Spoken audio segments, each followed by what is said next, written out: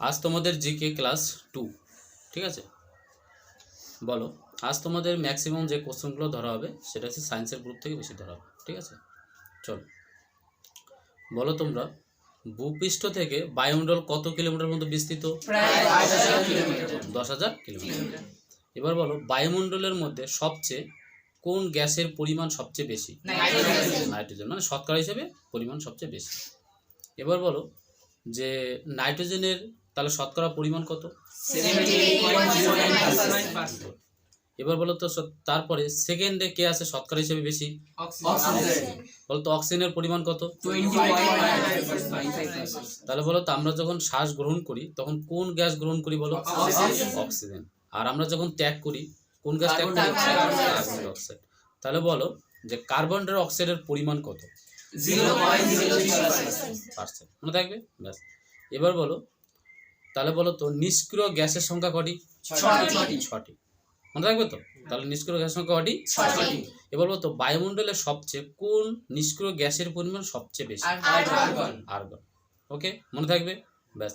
আর এই কোশ্চেনটা ভালো করে মনে রাখবে, কিন্তু এটা কিন্তু একবার এসেছিল পরীক্ষায়, ঠিক আছে, চাকরি পরীক্ষা। ওকে, চলো এবার বলো, বায়ুমণ্ডলে আমাদের কটি স্তর আছে বলো তো? 6টি স্তর। প্রধানত 6টিই দেখা যায়। এবার অপশন বুঝে তোমাদের কাজগুলো করতে হবে। অনেক বইতে দেখবে যে আবার 7টি, অনেক বইতে 6টি, অনেক বইতে 5টিও থাকে, ঠিক আছে, ব্যাস। এসো এবার বলো, বায়ুমণ্ডলের সবচেয়ে নিচের স্তর কোনটি? ট্রপোস্ফিয়ার। বলো তো ট্রপোস্ফিয়ারের মধ্যে কত পার্সেন্ট ধূলিকণা বা বালুকণা বা ওই গ্যাস উপাদান কত পার্সেন্ট থাকবে বলতে পারবে? 75%। ভেরি ভেরি ইম্পর্টেন্ট কোশ্চেন কিন্তু, ঠিক আছে। এই কোশ্চেনটা একদম ভালো করে মাথায় রাখবে। ওকে, চলো এবার বলো কোন স্তরকে ক্ষুব্ধমণ্ডল বলে? ট্রপোস্ফিয়ার। ক্ষুব্ধমণ্ডল কথার অর্থ কি? দেখ আমাদের মেঘ বৃষ্টি ঝড় যখন দেয়, তার মানে কি মনে হচ্ছে না রেগে যাচ্ছে, গ্রুম গ্রুম করে আওয়াজ হচ্ছে।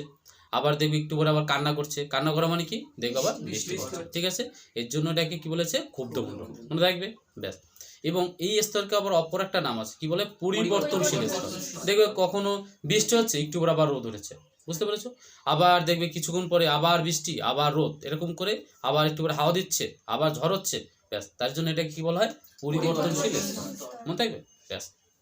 এবার বলো, এই ট্রপোস্ফিয়ারের পরে উপরের স্তরের নাম কি? Stratosphere. Very very important question, এটা বারবার আসছে, আবার এটা আরও দেবে, আরও সামনে আসতে পারে। এবার বলো যে স্ট্রাটোস্ফিয়ারের মধ্যে আমাদের যেটা হলো কোন স্তরটি লুকিয়ে থাকে বলো তো? Ozone sphere. একদম ঠিক ধরেছো। তাহলে স্ট্রাটোস্ফিয়ারের কোন স্তরে লুকিয়ে থাকে বলো? Ozone sphere. এবার বলো কোন স্তরকে তাহলে শান্ত মণ্ডল বলে? কেন শান্ত মণ্ডল বলে? কারণ এখানে কোনো ঝড় বৃষ্টি কিছুই হয় না, এর জন্য এটা কি বলা হয়? শান্ত মণ্ডল। ওকে, এবার বলো কোন স্তরের মধ্যে দিয়ে জেট প্লেনগুলো চলাচল করে? স্ট্রাটোস্ফিয়ার, ঠিক আছে। আর ওজোন স্ফিয়ার কোন স্তরের মধ্যে থাকে? স্ট্রাটোস্ফিয়ার। ওকে, খুব ভালো হয়েছে। এবার বলো কোন স্তরের মধ্যে বাতাসের কোনো অস্তিত্ব নেই? ঠিক, একদম ঠিক ধরেছো। তাহলে কোন স্তরের মধ্যে বাতাসের অস্তিত্ব নেই? থার্মোস্ফিয়ার। এবার বলো তোমরা কোন স্তরে বেতার তরঙ্গ প্রতিফলিত হয়? থার্মোস্ফিয়ার। এবং মেরুজ্যোতি দেখা যায় কোন স্তরের মধ্যে? থার্মোস্ফিয়ার। এবার বলো তোমরা হিলিয়াম এবং হাইড্রোজেন গ্যাস কোন স্তরের মধ্যে দেখা যায়? এক্সোস্ফিয়ার। গুড। আর ওটাকে ধরেছিলাম যে কোন স্তরের মধ্যে বাতাসের কোনো অস্তিত্ব নেই? কোন স্তর বলো তাহলে? মনে থাকবে সবার, ব্যাস। এবার আসো, এবার বলো তোমরা যে সবচেয়ে একদম বড় উপরে যে স্তরটা, সেই স্তরটার নাম কি? ম্যাগনেটোস্ফিয়ার। এবার বলো ভ্যান এলেন বিকিরণ কোন স্তরের মধ্যে দেখা যায়? গুড, সাবাস। এবার বলো তোমরা, খুব ইম্পর্টেন্ট কোশ্চেন, যে প্রধান গ্রিন হাউস গ্যাসটির নাম কি? Carbon die oxide. Carbon die oxide সংকেত বলতে পারবে? CO2। এবং বলো তো গোবর গ্যাসের অপর নাম কি? মিথেন। মিথেনের সংকেত কেউ বলতে পারবে? CH4। গুড, একদম ঠিক বলেছো তোমরা। এবার বলো বলো তো মিথেন কি গ্রিনহাউস গ্যাস? হ্যাঁ কি না? হ্যাঁ, একদম ঠিক ধরেছো। তাহলে প্রধান গ্রিনহাউস গ্যাসটির নাম কি তাহলে? কার্বন ডাই অক্সাইড, ব্যাস। এবার বলো তো ওজোন এর সংকেত কি? বলতে পারবে? O3।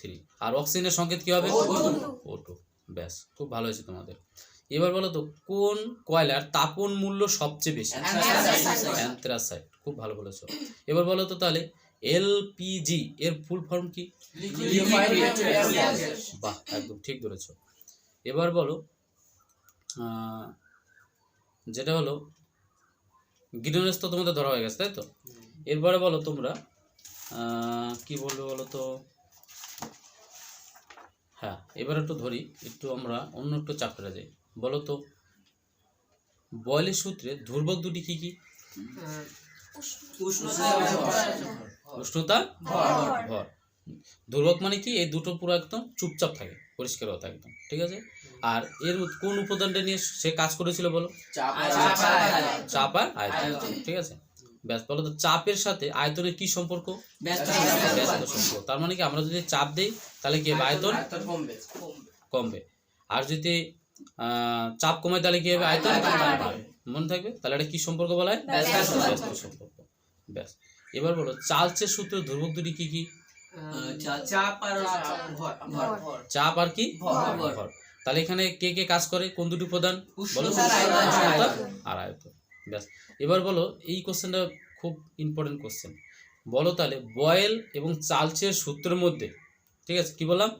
বয়েল এবং চার্লসের সূত্রের মধ্যে এই দুটির মধ্যে কোনটি ধ্রুবক রাশি, মানে কখনো চেঞ্জ হয়নি? বলো তো? ভর। উষ্ণতা না, কি হয় বলো? ভর। একদম ঠিক বলেছে পিয়াল, কিন্তু খুব ভালো বলেছে। তাহলে সবচেয়ে যেটা নিষ্ক্রিয় না সরি, যেটাকে বলেছে ধ্রুবক। ধ্রুবক মানে কি? একদম নিউট্রালে থেকেছে, তার মানে সেটা কি বলো? মনে থাকবে? ব্যাস, এবার বলো অণুর ধারণা কে দিয়েছিল বলতে পারবো? অণুর ধারণা বলো। একদম ঠিক ধরেছে, অ্যাভোগাড্রো। তাহলে বলো তো অ্যাভোগাড্রোর সংখ্যার মান কত? 6.02 ঠিক ধরেছো। এবার বলো তো অণু এবং পরমাণুর মধ্যে বলো তো এর মধ্যে ছোট কে? ঠিক বলেছে, কি হবে? পরমাণু। তাহলে অণু আর পরমাণুর মধ্যে ছোট কে? পরমাণু। মনে থাকবে তো? এবার বলতো পরমাণুর মধ্যে আবার কটি কণা থাকে? কি কি?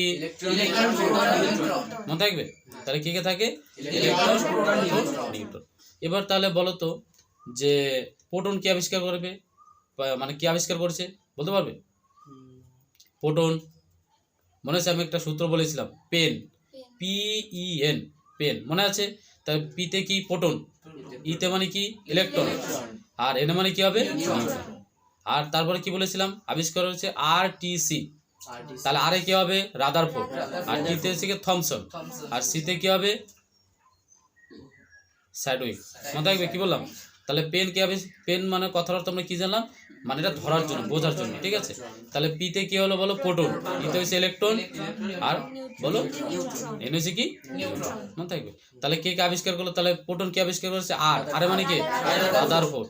আর ই মানে কি আবিষ্কার করেছে? থমসন। তার মানে কি? ইলেকট্রন। আর নিউটন কি আবিষ্কার করেছে বলো? স্যাডউইক। মনে থাকবে? ব্যাস, এবার বলো তোমরা, এটা তো পারবে একদম, খুব সুন্দর কোশ্চেন। বলো গ্রিনহাউস কথার অর্থ কি? হ্যাঁ, তার মানে যেখানে গাছপালা তৈরি করে বা যেখানে রাখে, পরিষ্কার তৈরি তো নয়, যেখানে রাখে মানে কাচের ঘর, ঠিক আছে? তাটাকে কি কথা বলে? তাহলে এক কথা আমরা কি বলবো? গ্রিনহাউস কথার অর্থ কি বলো? কাচের ঘর। মনে থাকবে? তাই গ্রিনহাউস কথা শব্দের অর্থ এক কথা কি বললাম? যে গাছপালা পরিচর্যার জন্য কাচের ঘর। মনে থাকবে? ব্যাস, খুব ভালো হয়েছে তোমাদের। বলো তো কোন কয়লার তাপন মূল্য সবচেয়ে বেশি? মনে থাকবে? ভীষণ ইম্পর্টেন্ট কোশ্চেন, কিন্তু ভীষণ ইম্পর্টেন্ট কোশ্চেন। এবার বলো CFC এর পুরো নাম কি? ক্লোরোফ্লোরো। গুড, ঠিক আছে, খুব ভালো হয়েছে তোমাদের। এবার বলো বলের SI একক কি? বলের মানে পরম একক হিসাবে নিউটন। তাহলে বলো সিজিএস পদ্ধতিতে বলের একক কি হবে? ডাইন। এটা হচ্ছে পরম একক হিসাবে, মনে থাকবে তো? ব্যাস, এবারও তাহলে বলো ক্ষেত্রফলের SI একক কি হবে? বর্গমিটার। আর যদি বলা হয় মিটার স্কয়ার, হ্যাঁ যদি বলে বর্গমিটার তাহলে স্কয়ার বলা দরকার নেই, মনে থাকবে কি বললাম? তাহলে কি হবে? বর্গমিটার, ঠিক আছে? আর এবার বলো এসআইতে কি হবে? ও এসআই তো বললাম, তাই তো? বর্গমিটার। তাহলে সিজিএসে কি হবে বলো? বর্গ সেন্টিমিটার। মনে থাকবে? ব্যাস, তাহলে এবার বলো যে আমরা চাপ সমান সমান কি পেয়েছি বলো, বল বাই ক্ষেত্রফল। মনে থাকে কি বললাম, বল বাই ক্ষেত্রফল। তাহলে বলে আমরা যদি বলি চাপের এসে একক, তাহলে কি হবে বলো, চাপের এসে একক আমরা কি নিয়েছিলাম, নিউটন পার বর্গ মিটার। এটাকে সংক্ষেপে কি বলা হয় বা এক কথায় কি বলা হয়, পাস্কাল। মনে থাকবে, তা চাপের এসে একক কি বললাম আমরা বলো, পাস্কাল। আর সিজিএসে তাহলে আমরা কি বলবো, তাহলে বলের একক কি জানি, ডাইন, বর্গ সেন্টিমিটার। ঠিক আছে, বাহ, একদম খুব ভালো বলেছো। এবার বলো বার, বলো তো বার কিসের একক বলতে পারবে, চাপের একক। চাপের একক, একদম ঠিক ধরেছে। এবার বলো তো যখন কোনো মানে দেখবে কোনো পুকুরের মানে নিচ থেকে যদি কখনো কোনো একটা বায়ুর বুদবুদ ওঠে, বলো তো এটা আয়তন বাড়ে না কমে, বাড়ে। বাহ, খুব ঠিক বলেছে একদম। ঠিক আছে, আজকে তোমাদের এই পর্যন্তই। খুব ভালো হয়েছে ক্লাসটা। ঠিক আছে, আর ভালো করে পড়াশোনা করতে হবে। ওকে।